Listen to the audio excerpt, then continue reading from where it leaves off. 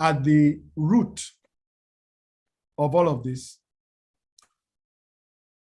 is the quality of governance. In other words, this whole question of orderliness and rule of law, which we're seeking to see in the society, we have to start with it in government. So the fundamental starting point, and which is a pillar of our agenda, is essentially reform in the government and public sector space in Lagos. It is critical, it is fundamental. And I'll explain why this sets a foundation for the other things, which we will also talk about. It's important in Lagos to institute accountability, transparency in the activities of government. Lagos is lacking that in a big way. Principles of merit, eliminating waste and corruption, eliminating self-dealing and conflicts of interest by government officials, right? These are big drains on the ability of government to meet the needs of people and on the society and the economy. And actually, if you look at it critically, when we say we have made limited progress in almost 25 years, this actually is a big reason why. And if you don't fix these things, you will go through another 25 years and the outcomes will be the same. Countries have moved from third world to first world status within a space of a generation. It is possible in Lagos. But for it to happen, you need government that operates in the true sense of democracy, which is government of the people, by the people, for the people. What we've had in Lagos is basically government of the people, by some people, for themselves. Our administration will address that. It is fundamental, right? And we will reform the public service. We will ensure people are paid well, but we will insist on integrity. We will prosecute people who demonstrate a lack of integrity, and we will have disproportionate focus on government officials, because we believe you're a government official, you carry a sacred trust, and you must discharge that sacred trust. And it's not compulsory to work in government, but if you work in government, these are the rules you must work by. And we think that if we institute these values, processes, controls in the government space, we will begin to see the impact across the larger economy. You see this question about a government that acts in its own interest rather than the interest of the people. It's like a cancer. Because if people are making decisions and the decisions are not being made they're not solving for what is in the best interest of the people. If what they are solving for is what is most expedient for themselves or their close associates, you will not have good decisions coming out of government. Government actions will be in opposition to what is needed for the interests of the people. Right? And then you will now see that reflected across the different sectors.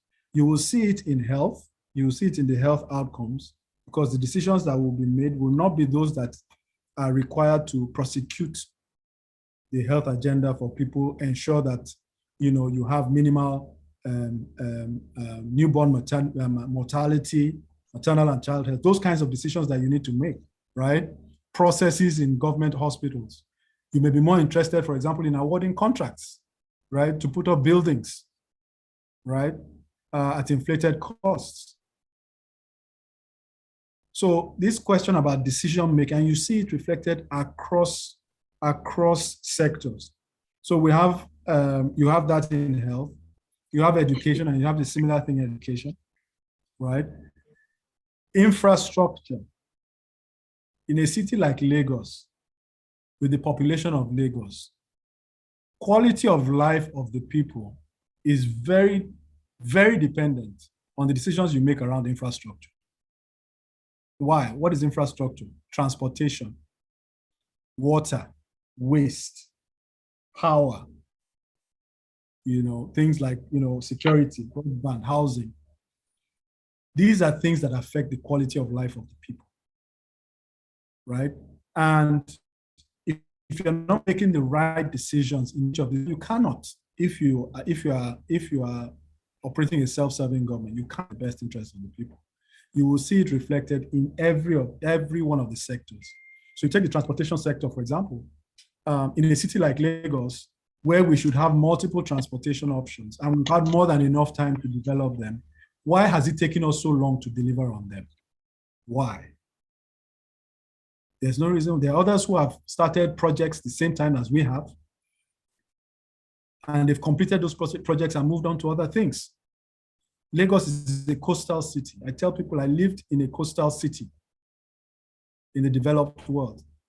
People commuted to my office by water, by rail, and by road every day. Just depended on where you live. And each of those things worked. And I think Lagos can do that. If we're making the right decisions, if we're acting in the interest of the people.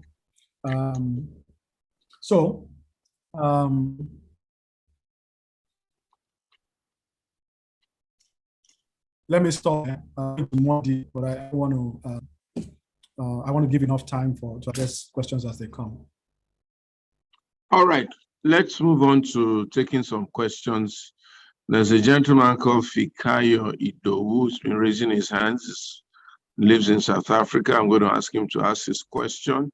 Then also Kingsley Eze. Kingsley Eze will ask his question, and then we will take it from there. So Fikayo, please unmute yourself, ask your question, and then Kingsley Eze. But somebody had asked a question, I think you've part answered it, how we are going to get the public sector, or how you're going to get some decency into government. So you may just want to make a note of that in your giving your responses. Fikayo, please go ahead.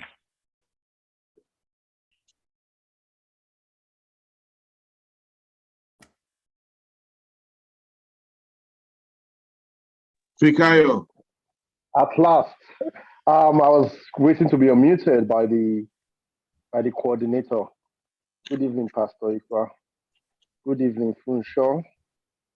Mr. Doherty, how are you? Good evening. Thank you so much. I'm very well, thank you. Hi. Yeah. Funso, undoubtedly, you have the pedigree, you have the profile, you have the integrity, and you drive the suitability for that position. I have 2 or 3 questions, comments.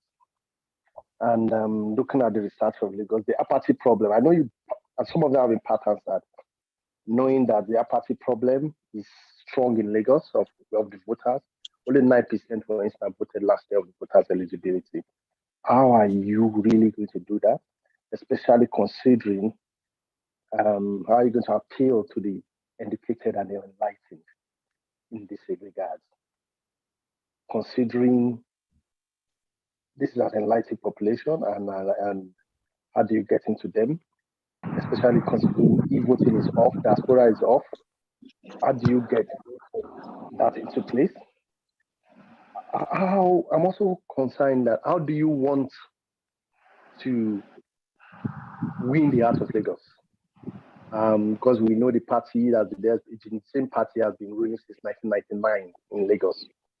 And I know there's time for change, but I believe it's more of a comment that it also have to be there. And the last election, I think they won all the seats. How are you going to drive, not only from a governorship level, and also from a senatorial perspective, how is that going to be won?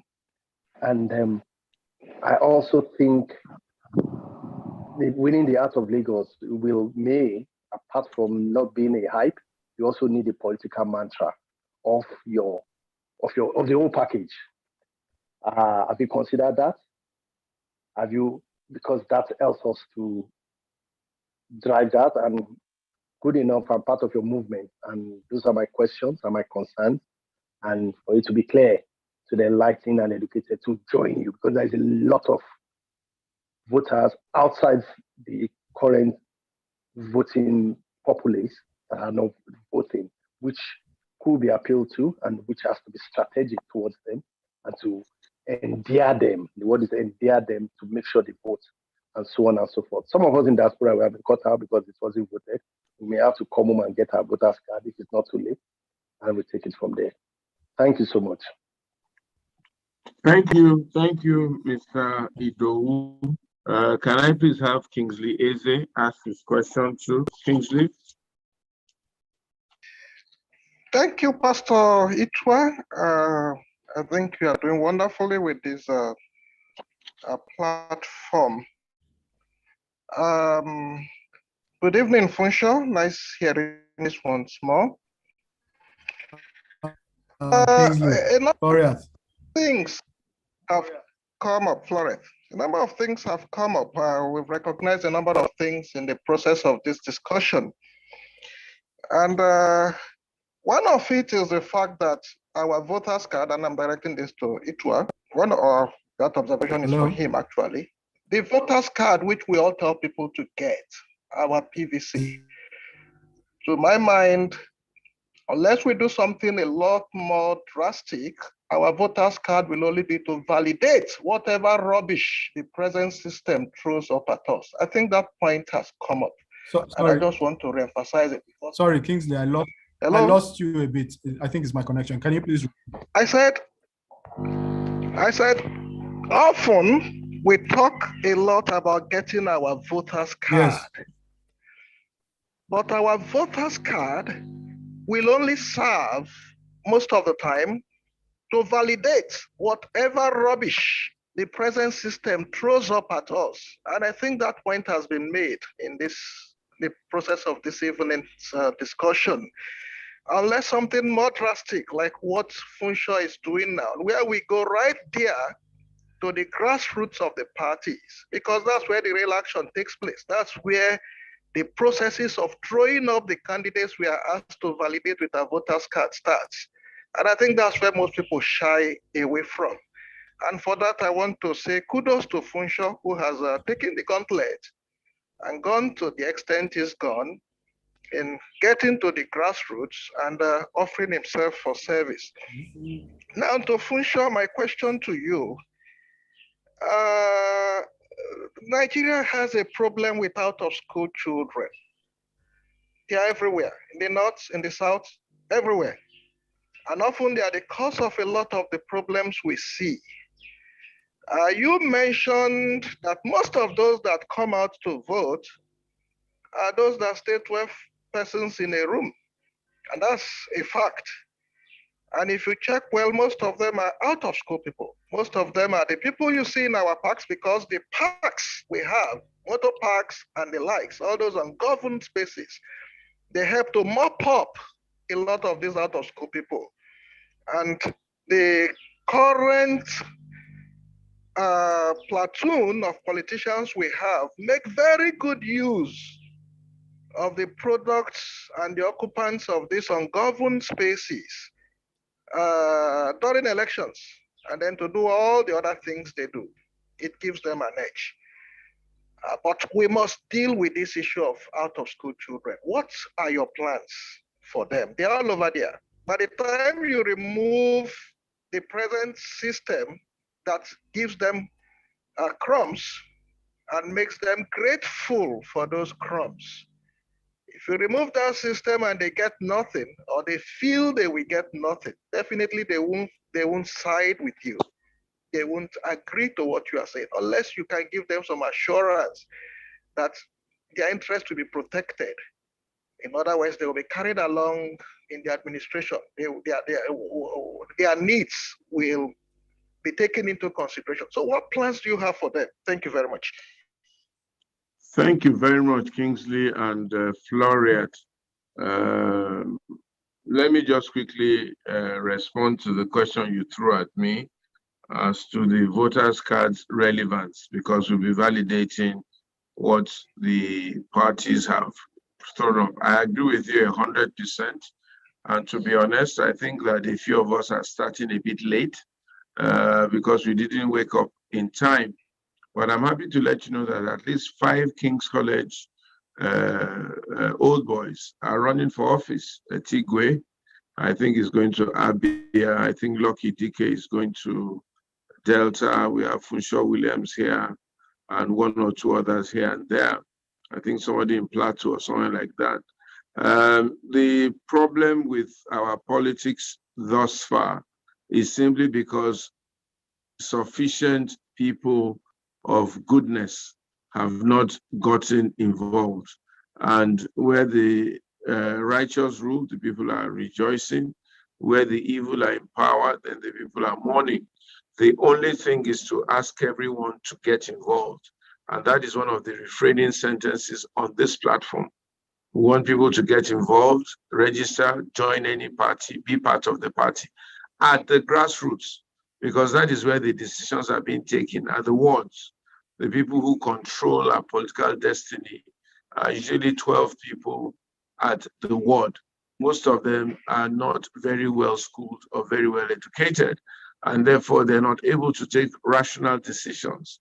So the more people like yourself, myself, educated, exposed people who join their party at the ward and become part of the executive of that party and part of the people taking decisions. They are the so-called delegates that go to the conventions to decide who the candidate for that party will be. Now, what has happened in the past is that a lot of these 12 people at the wards have been weaponized with poverty. They're controlled by a few people, and they do whatever their puppet master says. But if we have educated and exposed people in charge at these places, nobody is going to weaponize you with poverty or control you. So this is the starting point of Nigeria's challenge. So anybody that you know, anybody that you feel, anybody that you think is a good Nigerian, please encourage them to go and register with any party of their choice at the ward and become part of the decision-making at that ward. And it dives into your question of after-school children or out-of-school children. I want you to know that this has been a deliberate policy of several governments, both military and civilian, in Nigeria, because they were told and advised by our British masters that as long as you keep the people ignorant and illiterate, you can control them and you can make them do what you want. So education has been slowed down considerably in the Southwest, which is one of Awolowo's crimes, trying to educate people. And it has been virtually non-existent in the North, especially the Northeast and the Northwest, so that you can have the control of the minds of people. So people like yourself and myself, again, need to begin to shout this refrain, and where we are able to afford it, make sure that we contribute to the education and enlightenment of our people. Even on this platform, even though a lot of us are educated and schooled, a lot of us were, including myself, largely ignorant of the workings of the Nigerian political and leadership class, the reasons for our problems, the challenges that we're having, the role that the British and the Americans played and are still playing, and who really our enemies are. We're largely ignorant. We didn't even bother to learn and to expose ourselves. And that's one of the reasons why this platform has been founded, to educate people, to inform them, to encourage them, to get them involved, and to get us to challenge the status quo. I'll let Funshaw respond to the other questions thus far. Thank you. Thank you very much, Pastor Ituah. I think that the only thing I would just add to, and I think you touched on Kingsley's questions. The only thing I would just add is to say that part of the education question again goes to the heart of what decisions are you taking in the interest of the people? If you go and talk to people, even people who are the lower end of the socioeconomic spectrum, they're all struggling to put their children in private schools, right? They're not earning a lot of money, but they will rather take that money, whatever they have, and go and look for a private school to send their children to. And this has a lot to say about kind of the belief in the public school system. And it's probably a well-founded kind of attitude that people are taking. And again, I think that, a lot can be done just in terms of bringing in quality supervision, leadership, management, things that we don't really focus on because a lot of the time they don't involve the expenditure of money in the way that, capital projects do. I mean, Lagos's budget, 66% of Lagos's budget is capital projects, right? And the question you have to ask, and what we're talking about is not peanuts, it's about 1.2 trillion in 1 year in capital projects. You have to ask the question, what value are we getting for those capital projects? And how could those resources, be better deployed? And this is a year in, year out thing, right?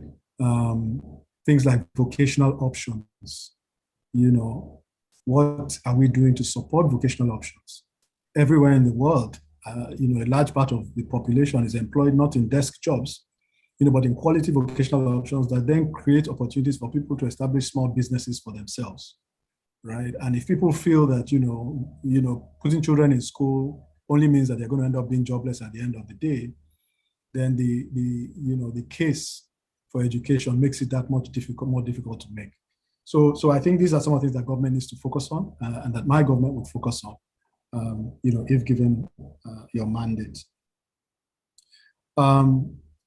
The other two questions, first had to do with decency in government, which I think was raised.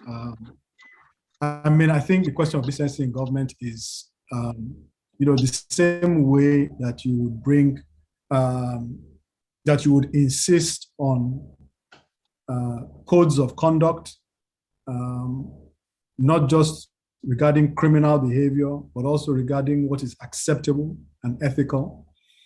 The processes and controls you have in place to identify violations, and then the actions that you take when you do identify those violations. It's always interesting to me that, in spite of all the corruption and what we talk about corruption here and there and all of that, how many criminal cases do we actually see being brought? And why is that? How many times have we heard that someone was fired for engaging in, unethical conduct, or for breaching the code of conduct, or engaging in self-dealing, or what have you? And part of this is because, if the head is not, in good shape, the body cannot be in good shape. So you can't insist on what you yourself are not holding yourself to. And so, the tried and tested means, and this is not rocket science. We're not the first country in the world. We're not the first government. We're not the first state. There are ways in which these things are done. You don't have to rely on the intrinsic goodness of people's hearts. You need leadership that has integrity, leadership that is committed to driving those changes through the system, and that acts consistent with that, right? And enforces. And believe me, and then you also have to put yourself in a place where you have the moral authority to take those decisions. So, for example, don't pay somebody, a pittance, right? And then put him in charge of a government desk where people require his signature, to accomplish $1 billion or $1 billion naira deals, right? Pay people a living wage, and Lagos can afford it. Pay people a living wage, then insist on integrity, right? And insist, and then enforce it. And I think this is something that if you do, and we have done in organizations that we've run in the private sector, within a few years, the tone will change. And as we know, culture takes some time to change, but within a few years, the tone will change. The tone will change. So that's with respect to decency involvement. Now, Fikayo asked questions around apathy, which I think we've talked about apathy, at various points in this conversation. It's our central challenge. I tell my team that, our campaign is all about getting people to the point of belief. People have to believe that, the change is possible. They are an important contributor to whether that change will happen or not by their own singular act of exercising their own singular mandate, right? And then getting them to the place where they believe that this is a credible candidacy, a candidacy with a difference, that they have a horse in the race in the name of Funso Doherty, in the governorship race, and they will exercise their mandate in favor of that candidacy. Not because they know with 100% certainty that he will succeed or emerge or win, but because they're going to exercise their own agency in favor of what they believe to be the right choice, right? And if everybody acted like they do, then the battle is won. So it's really, at the end of the day, it's really about every one of us on this call. It's not something I can do on my own. It's not something my team can do. What we can do is to try to be a catalyst in the process. But ultimately, people will have to own this. Will have to own this effort. And I believe that is very possible. I think that, and this goes to the second part of the question you asked, which is about winning the hearts. So, so this is a process of winning hearts and minds, right? So there are about almost 300 of us on this call, right? At the end of this call, what are we going to take away? What actions are we going to pursue following this call? Right? How are we going to reflect on what we've discussed today? And what individual actions are we going to take? Right?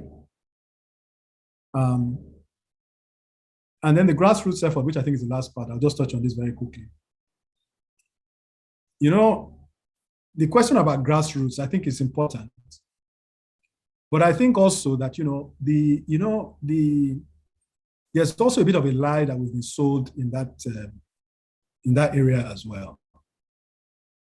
So some of the typical money politics folks, claim to be doing grassroots politics, but what are they doing? A lot of the time, they're taking money and they're going and giving the most vulnerable who are minded to be induced with those monies, and then employing people to police those votes that in effect they've bought to ensure that those votes are cast for them. Now, I mean, you can characterize that as grassroots, but to me, that is like a commercial effort, right? But I think also, and there are a lot of people, and I think, by the way, there are a lot of, among these 5 apathetic people in comparison to the one that vote, I think you will find different kinds of people in these 5 people. So there are people who are well-educated in that 5. There are some people who are actually low socioeconomic, of low socioeconomic status, but are not motivated by money, right? And they have chosen to stay away. Some are not educated, but they are enlightened. And this, I think, is where Lagos has a unique opportunity. And we believe we have a unique opportunity in Lagos. Because Lagos is a cosmopolitan city. It's a city where you have a lot of people who are exposed. Even the people who are uneducated in Lagos are exposed, right? And people are not, the people are not, what's it? It's the high life people, what is it the high life people say? So we have a lot of enlightened folks, right? And one of the things with social media is that, even people who do not have high achievement in terms of formal education, right, are informed to some extent and are exposed because of the impact of social media. Because of the impact of social media. So I think that, these are the folks whose hearts and minds we need to win, right? And if a substantial number of the 300 people on this call, think about this, this is a community, we have 300 people on this call. Each of us is a member of other communities, right? So I can't, it almost boggles the mind how many different communities essentially can be touched, right? When you think about the communities that each one of us on this call belongs to and the ecosystems that are associated with those, whether they be professional communities, whether they be school groups, whatever they are, right? So at the end of the day, communities are not just geographic, and we will address the geographic communities and we will be in those communities. We will do it in a smart way that is consistent with our own message. In other words, not going out there to mobilize people and share money to them, but influencing those communities and finding centers of influence within those communities, and then accessing those communities through those centers of influence and dealing directly with the people in those communities, right? And winning the hearts and minds of people within those communities in the same way that we're doing on this call. And the message may not be as sophisticated as it is on this call. The conversations may be in pidgin, as we have been doing. But what I will also say that the underlying message, believe it or not, the underlying message is the same. People understand that they are being taken for a ride. They understand that the people that are in government who are supposed to be acting in their interest are not. And they understand that that is the reason why their quality of lives, whether it be health, education, infrastructure, transportation, they understand that that is why quality of life is poor.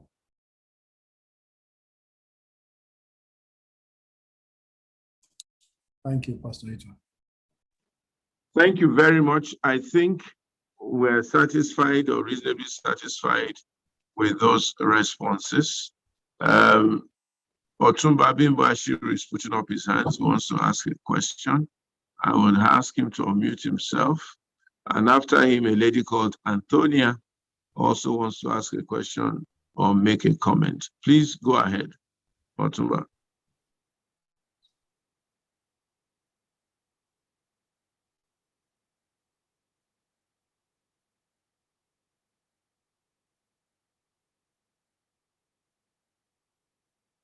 Otumba, are you there? Please unmute yourself or okay, yeah. Back office. Yes, I've done that now. Yes. Okay. Thank you very much, Pastor Ituah and Funso Doherty. Well done. I like your courage. I like your passion. I like your focus. I like your mission. But finally I came in late. I'm sorry about that. I didn't know about the party you mentioned that you're going to come out through. You've been talking beautifully well about your focus, what you need to change in government. And you mentioned something which was very key, integrity. Yes. Whatever you are doing, when you are doing the right thing, when nobody is watching you, and that is part of that's what they call integrity. But most times, people forget about the civil servants. I mean, Pastor Ituah knows what I'm talking about. I tried what you are trying to do, and people said, oh, I had the courage. But it's not as easy as we think it is, I'll be honest with you. You still need to battle the primaries so that you can be nominated by your party or elected by your party to run for them, to represent them. That is very key. Then we're talking about, you need to spend money. I mean, our party, APC, said for you to contest as president of the country, you must bring 100 million naira. Then you bring 50 million naira for governorship. During our time, it was 22.5 million. And the primaries went the way it had, and we're not refunded. So the point is this. You need to look at, it's just my own, is more of advice and probably comments. The issue, even when we eventually get there, people talk about how they are going to run government. We always forget the civil servants. They are the landlords and landladies. They are the problem of any government. People forget about them.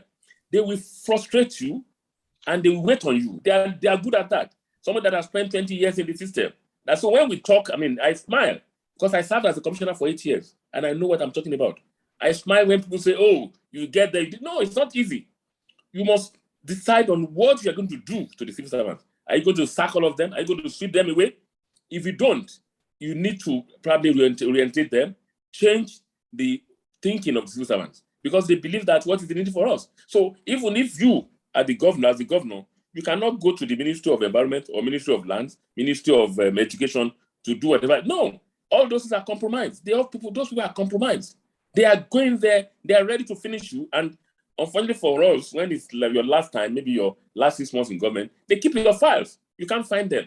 So now your government will become a government that is inefficient because so nobody talks about them. And I'm surprised that people don't talk about the civil servants. What are you going to do to sort it out? Even at the federal level, I've seen some people coming to Nigeria, they want to do investment in Nigeria, and they met with the president, and they told them that, look, you need to bring $10 million. If you don't bring it, forget about it. And they frustrated them. When they saw the president, he said, no, we never discussed it. Where did we discuss it? And that's how that thing fell through. So you must think about the civil servants and how your party will nominate you. When you're saying that grassroots, your word is very important. The delegates are very, very important. If they don't, if in your Lagos state too, we are talking about, sorry, I'm from Ogun State. If we are talking about, a sitting governor was removed, whether it's indirect or direct system, but the powers that be, they change the dynamics. So what I'm saying is that don't let us talk as if this thing is rosy. It's not as rosy as we are talking about it. You must think of better things, the way you're going to do it. And that's just my own little submission. I will get in touch with you privately, and I'll probably through Pastor Ituah, and I'll give you my own advice. But I just want, for the purpose of our discussion here, it's better for you to know that it's not going to be easy. You grow lean, you are still looking fresh, you grow lean, you won't have time for your family. Your wife will be upset with you, but when you become the governor, she will enjoy the first lady. But now, this is the time your children, everybody will dislike you. I can tell you that. But when you get it, I wish you good luck. But Lagos is not as easy as the way we are talking about it. We need to look at that and get it. Thank you very much. Thank you, Otumba. Already, I'm sure you're on the line. Don't upset my brother, or don't frustrate. I'll make sure you feed him very well so he doesn't go lean. Okay. Antonia, let me hear your question or your comment. So, for sure, please, you're going to respond to what Otumba said. I will. You both up. I will. Okay. Can I go ahead now, or do you want to take Antonia? Antonia? No, let Antonia ask her question, then you can respond. I assume Antonia is the lady. Good evening, everybody. Good evening. I'm so glad that we have somebody bold enough to come out to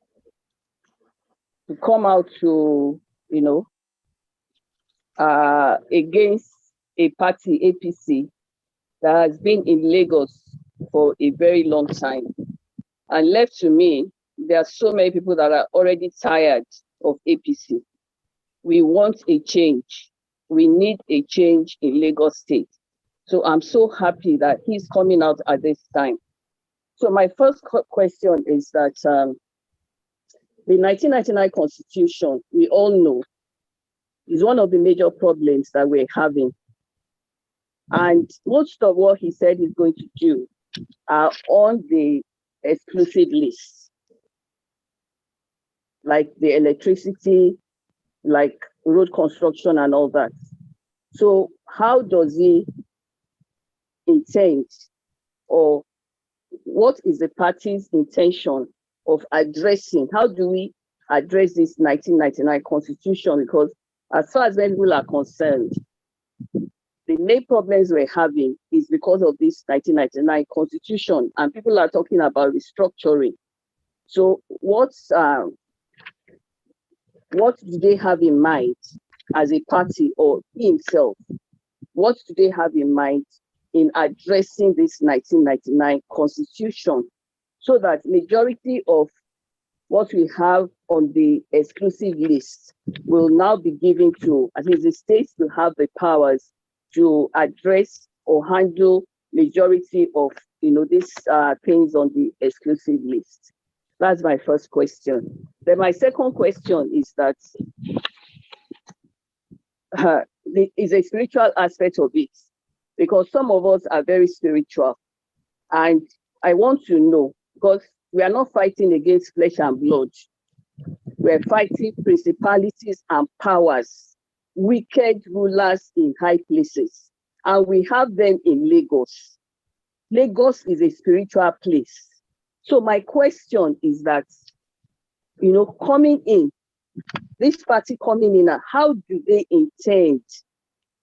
What is it putting in place to be able to address the spirituality of Lagos State, so that it will have that, the party will have that comfort to be able to address so many things? Because if not, the powers in Lagos State, the spirituality powers in Lagos State will hinder him and hinder the party from moving forward.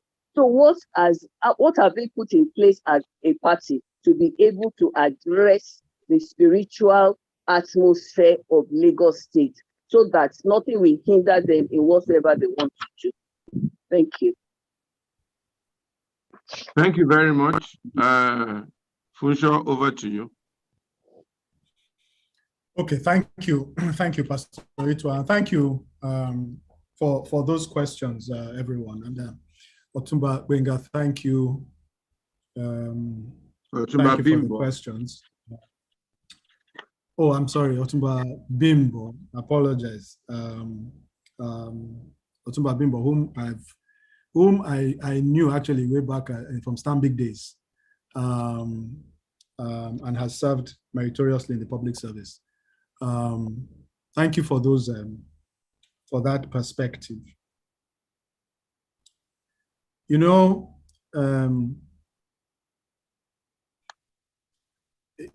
remember when I was, okay, you said you came a little bit late, but one of the things I spoke about, which I think was, which I said was fundamental or even foundational to what we're setting out to do, was the notion of government and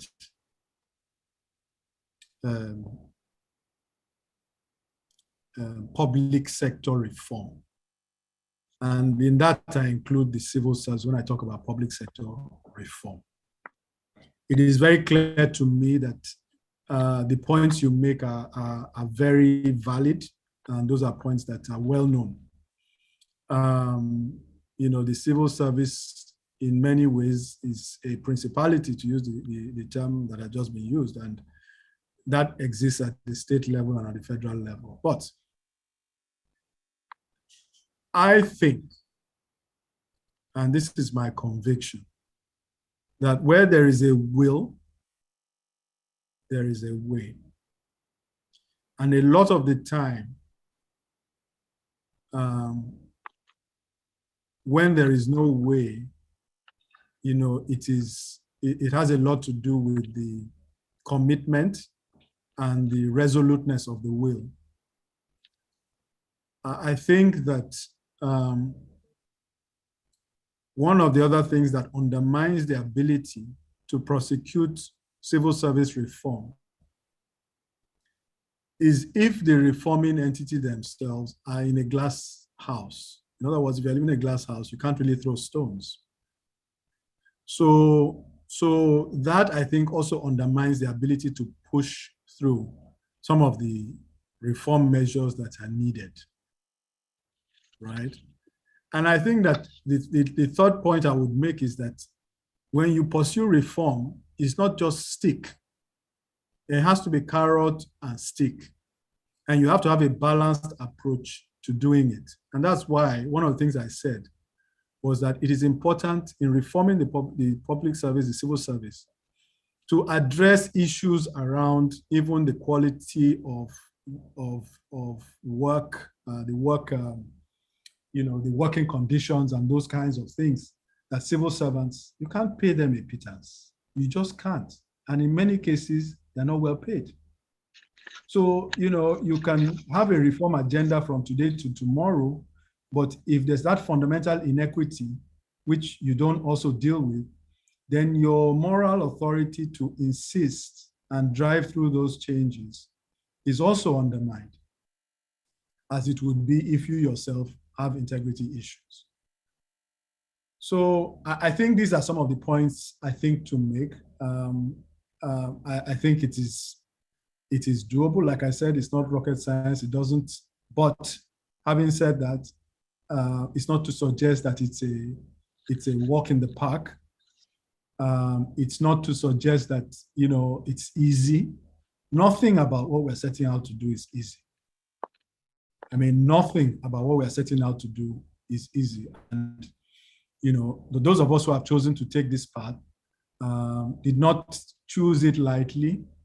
There was a long process of sort of reflecting and ultimately coming to that point of conviction.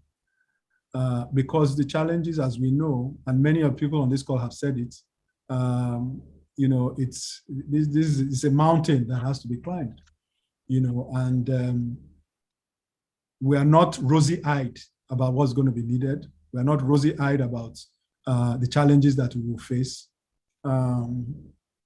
But we know that we will not be walking alone.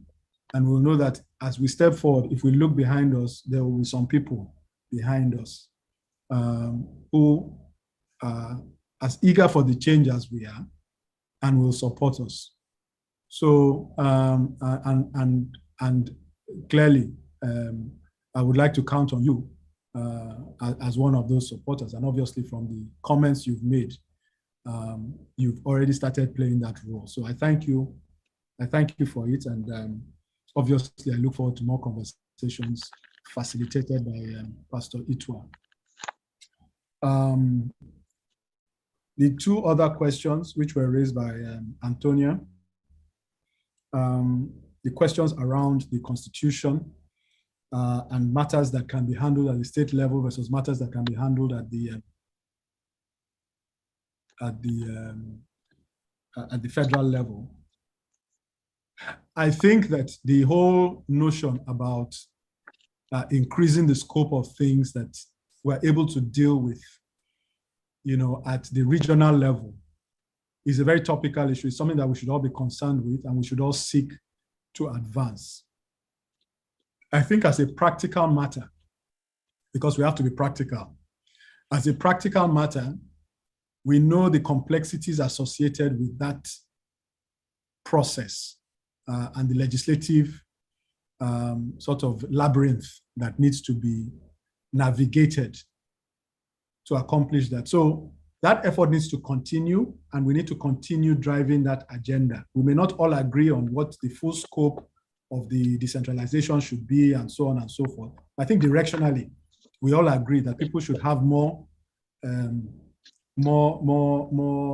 agency over matters that relate to their own geographic construct. But having said that, we will not sit down here and not make progress for the people because of constraints and just fold our arms. What we will do is to look for ways in which we can, within the structures that exist, pursue elements of our agenda that allow us to add value to people's lives. So a number of the things that are even raised, so whether it's power, there are things we can do within power, even within the context of the existing, regulatory provisions around electricity and power, we can do more for our citizens. We can do more for our citizens if we just had the right, mindset, and if we didn't have, again, self-dealing and conflicts of interest, even in the operation of electricity sector companies that are operating in Lagos.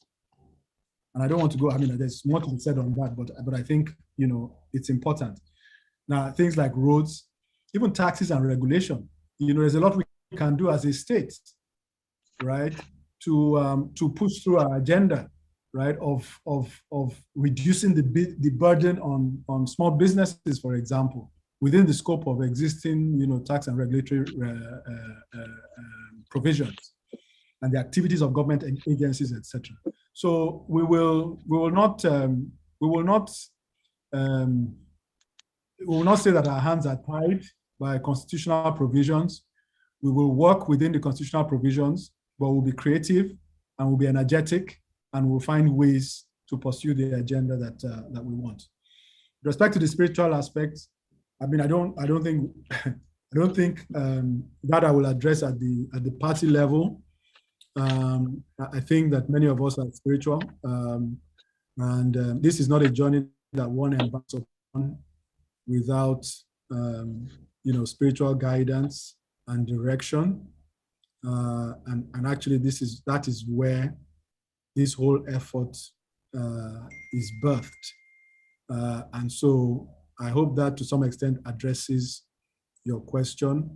For me personally, it is fundamental. The state, Lagos State, will have people of different faiths, but it's important that, as leadership, we are driven by, those values, those spiritual values, and our efforts. And people, maybe I should just say this here. One of the things that when you tell people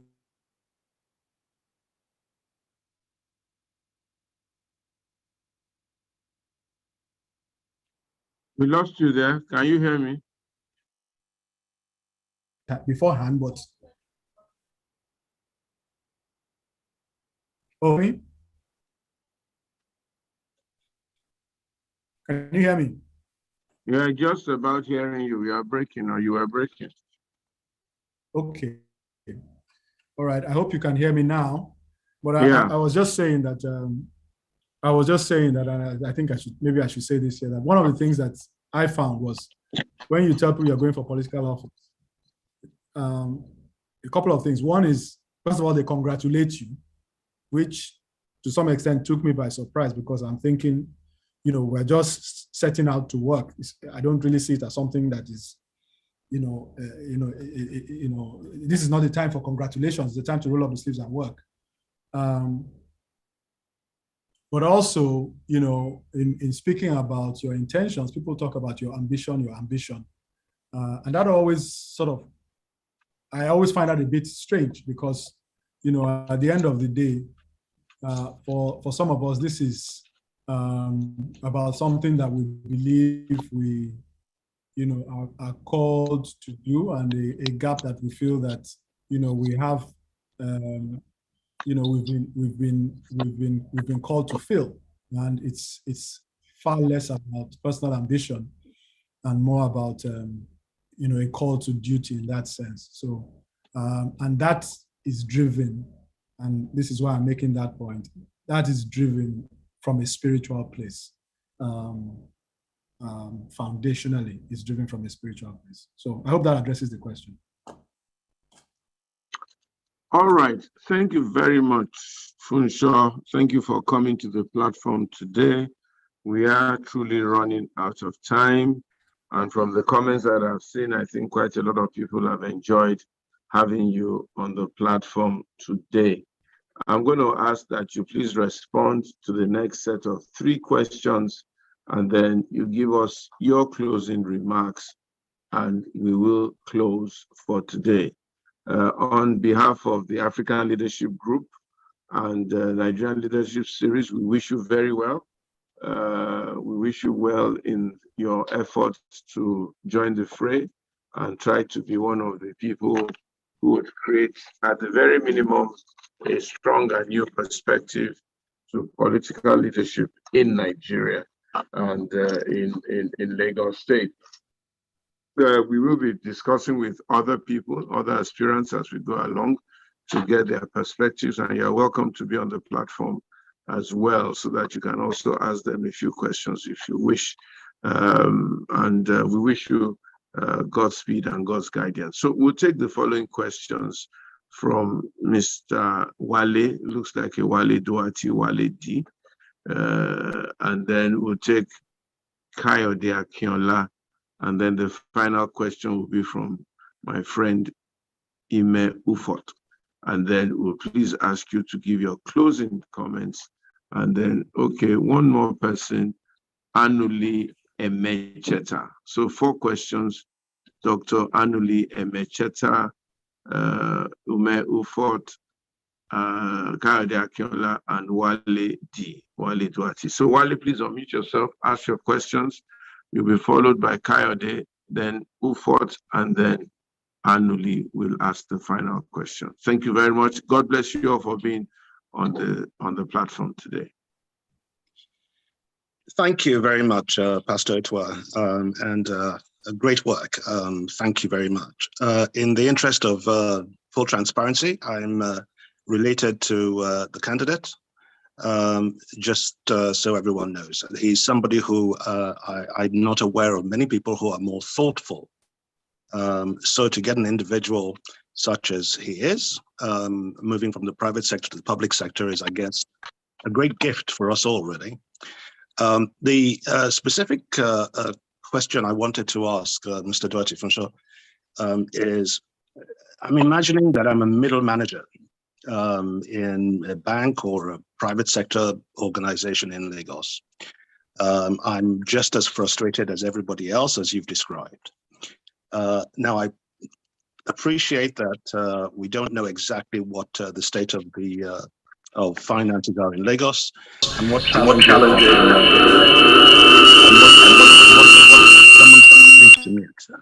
Thank you. And what challenges there are in the system, which you've outlined quite eloquently. What I'd like you to do, if you can, is just to paint a very brief picture of how life will change for me as a middle manager in terms of my quality of life, if you're able to achieve the things that you intend to achieve, that we're all rooting for you to achieve. Thank you. Thank you very much, Mr.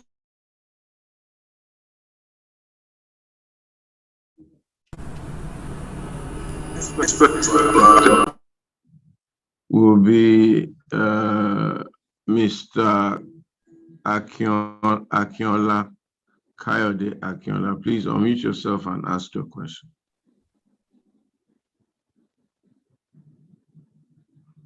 Unmute yourself, Kayode. You are walking through a factory or through a bus stop. I don't know. You seem like you're in Europe. I'm in the train station, actually. I thought so. Good evening, everyone. Thank you for this lovely and unique opportunity to interact with the governorship aspirant. My very unique point of view and question for him is for those of us in the diaspora. I am currently speaking to you from Bucharest, Romania. And if you guys remembered what happened during the war, the ongoing war between Russia and Ukraine, and we had a lot of casualties, especially amongst third world nationals. Would like to know what the candidate's plan is for, first of all, Nigerians in diasporans, then Lagosians in diasporans, and how does he intend to bring those that have things to offer the state, you know, developmentally into the fore. Thank you very much. Thank you very much. I'm happy you're not in Ukraine. So be careful in Bucharest where you are. Can I please Funso, note that question. In a terminal says articulated presentation by Funso. I know he's partly saying that because he's a King's College old boy also. Ime, please unmute yourself and ask your question. Okay. How are you qualifying his compliment? Sorry? I said, why are you qualifying his compliment? I'm just kidding. I'm just kidding. Go ahead, please. Go ahead, please. Ime? Hello. Please go ahead, unmute yourself and ask your question, Ime. Hello. Good evening. My name is Emil Fort. I just simply want to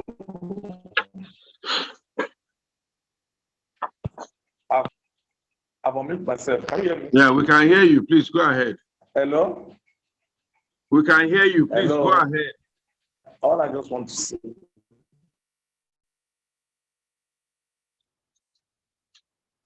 Okay.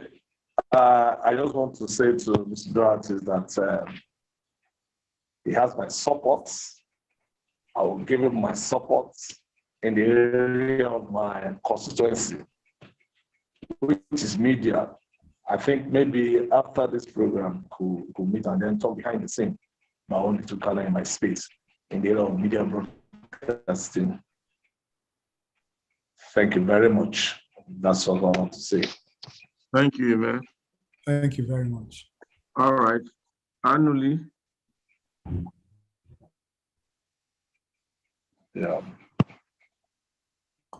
Okay. Please unmute yourself, Anuli, and ask your question. Am I unmuted? Yeah, we can hear you. Okay, good evening, everyone. Mine is more of a suggestion. We know that most people in Lagos are tired of this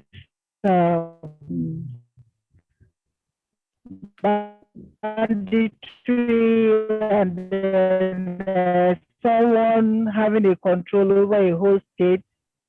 Someone decides who becomes the next governor. You have to be in line with him. You should try to get other people from other geopolitical zones that live within Lagos, because I'm sure they consume more than 60–70% of the voters. So if you can get them on their side, because I'm sure they are as tired as every other, everybody is just sick and tired of that. Then you're sure you're going to be the next governor. You know, if our votes will really count, there won't be much of a rigging. You know, so that's my suggestion to you. You have to find a way to get people from other geopolitical zones involved in this your fight to get Lagos back to what it should be. Thank you. Thank you very much, Anuli. Funsho, over to you. Please respond to those questions and give your closing remarks. Thank you. Okay, so I think there are two questions remaining. The two other two were just comments. I think the first question had to do with how will lives change. I think that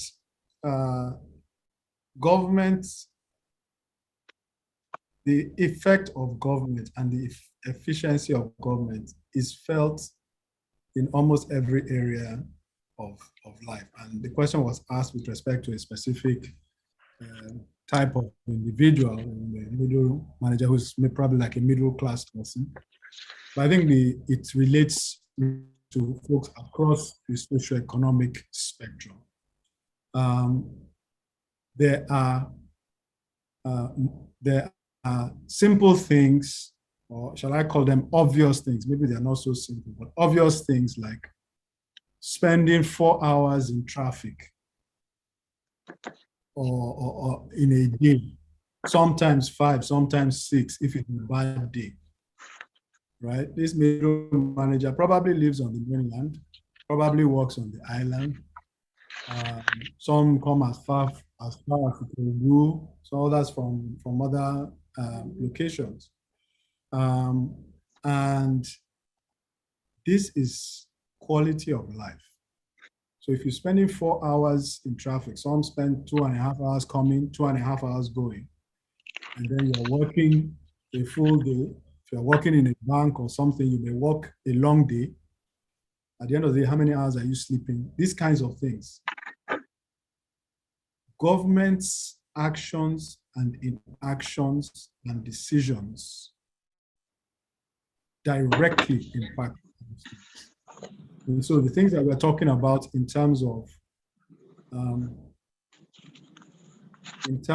ensuring that there is a broad range of transportation options pursued effectively by government, funded arrangements that do not involve corruption, waste, and do not involve self-interest to quickly deliver solutions, not because those solutions are the ones that benefit people, but because those solutions are in fact the ones that are needed to alleviate the problems that people are facing. That is something that people will start to see immediately. Even on the roads that we're talking about, let me give you a very quick example. Talk about infrastructure, adding on additional infrastructure and so on. But what about the infrastructure, the existing one that we have? What about the orderliness on our roads, right? If we have a 3-lane road, but 2 lanes are taken up by people who are encroaching, and then on the wrong side of the road, you have people driving one way and nothing is done, you're going to have chaos, right? And part of the problem is that, you know, you have people like the NURTW who are basically a law unto themselves. And, you know, in many ways, the government of the day is beholden to them, right? If you can't and will not make those decisions, then even the actor you have, you're going to have problems with that orderliness, that law and order in society, which must start from government. That is another way that you will see it on a day-to-day basis. Health, education. If you have children in private school and you feel you have no choice but to put them in private schools, we say no. We say that public schools have to deliver quality. They did in the past and they can do so again. Many of us attended government schools. We have heard Floriad on this call today. Many of us attended government schools. We got the best education. From those schools, we went to the best schools internationally for our further studies, for those of us that went to do further studies in other countries, directly. And we competed at the highest level in those places where we went, right? We say no, that you should have the opportunity to send your children to a public school and get a high quality education in Lagos, because Lagos can afford it. We can be more in Lagos. We have the resources. Let's use those resources in the interest of the people. If you talk about health, people are opting out of the government primary healthcare system to go to private hospitals if they can afford it. If they can't afford it, they go to traditional attendants, they go to native doctors and so on and so forth. We say no. It's not about just the building or having a primary healthcare center somewhere. That there has to be supervision, there has to be management, we have to have the right processes, those things must be monitored to deliver the outcomes. It's not just putting up the building or even buying the equipment. It's about delivering a service and monitoring the effectiveness of that service. That is another way in which people will see it and feel it. The government will deploy the resources of this state, which are considerable, for the benefit of the people of this state. The story of Lagos is like somebody who has a business and employed somebody to manage that business, right? And that person is acting as if they own the business, and the people who own the business themselves, we are also acting to some extent as if we have forgotten that we own the business. Let's take control of what is ours.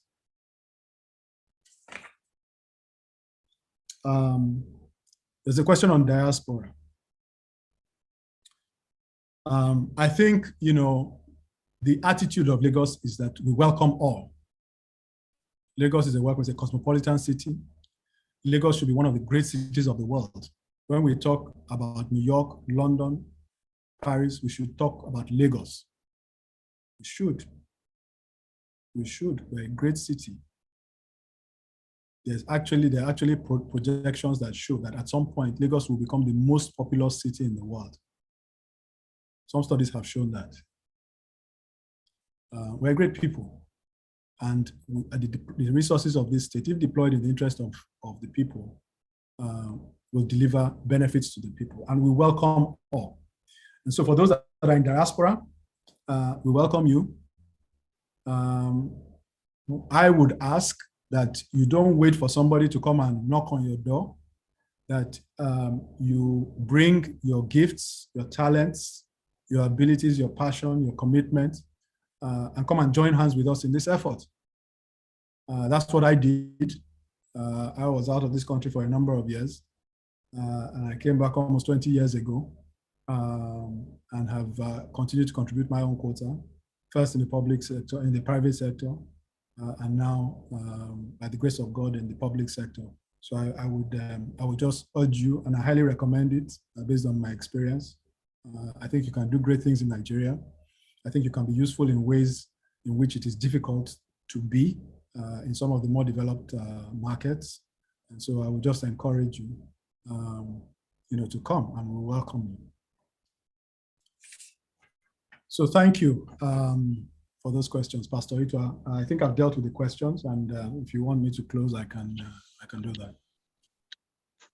I think you should go ahead and just give us your closing remarks. If you want to ask questions, but we're totally out of time, and maybe they can wait until next time or come and meet you in Government House to ask those questions.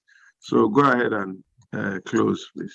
On the way to Government House. You can always reach out to us at our campaign. So thank you very much. Thank you very much. I want to thank everybody who has taken the time to be here this evening. You've given us 2 hours of your time. We don't take it for granted. This is the heart of our campaign strategy, actually. So what we are doing is not a pre-campaign. It's actually, you can almost think of it, even though it's not formal campaigning, you can almost think of it as, because this is what we're doing. We're talking to the people, all right? We're letting the people know what we're out there to do, what we're about, and then giving them the agency and building the confidence in their minds that this is something that is worth supporting. And this is what we're going to be doing between now and March of next year, when we all go to the polls. So that the people who show up at the polls for us are showing up not because they were being given money to be there, but because they are convicted in their minds that this is what is needed. I hope we've answered some of your questions. For those of you for whom a fire has just been lit and needs to be fanned to get you to the point where you are convinced, we will go through that journey with you. Please get in touch with us if you have any additional questions. If there are communities to which you belong that you would like us to engage with and have interactions with, please let us know, and we'll be happy to do that. A lot has been said, and I know our time has been fast spent. So I don't want to go over things that we've talked about. I just want to close with a very simple message.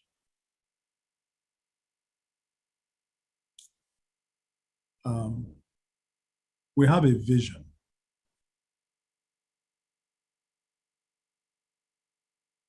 That Nigeria is blessed with leadership talent.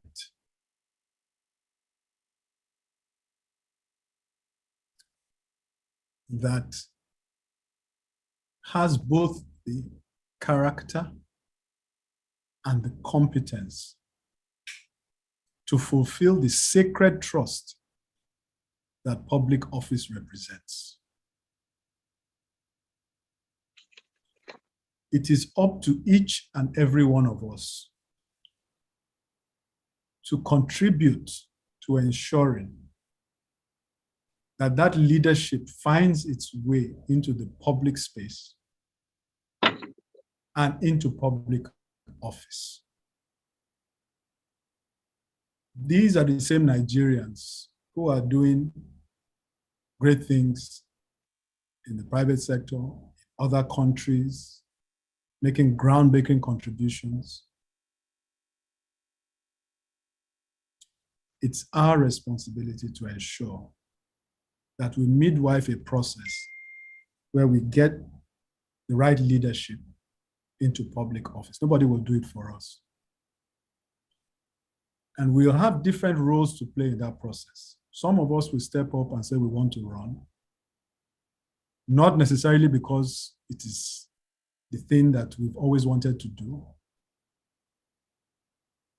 but we believe we have the ability to contribute. We believe that there is a gap.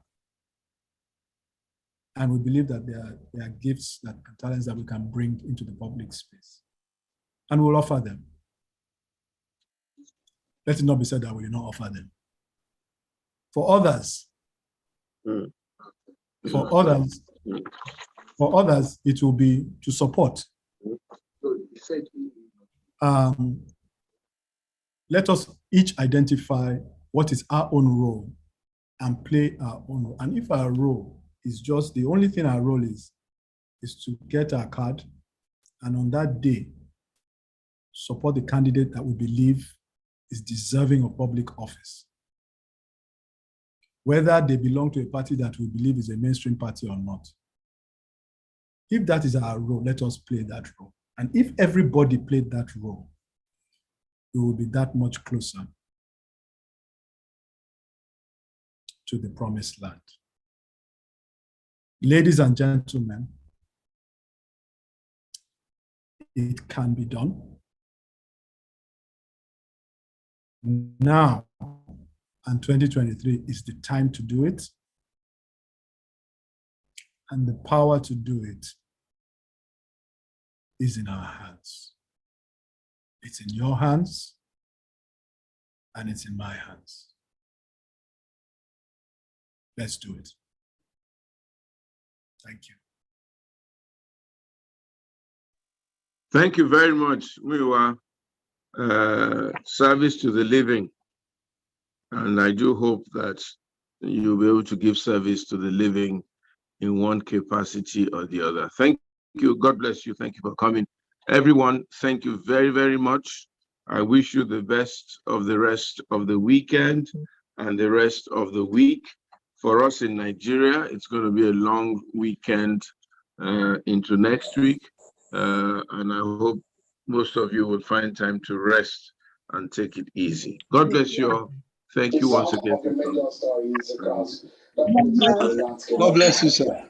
God bless you. Thank you. God bless you, sir. Thank you. God bless you. God bless